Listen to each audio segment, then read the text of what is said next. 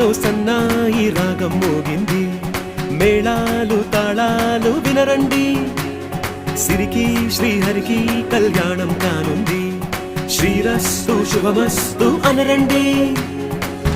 అచ్చు తెలుగింటో పెళ్లికి అర్థం చెప్పారంటూ, మెచ్చదగు ముచ్చట ఇది అని సాక్ష్యం చెబుతామంటూ, జనులంతా జై కొట్టేలా జరిపిస్తామండి. అందాల కుందనపు బొమ్మవని జత చేరుతున్న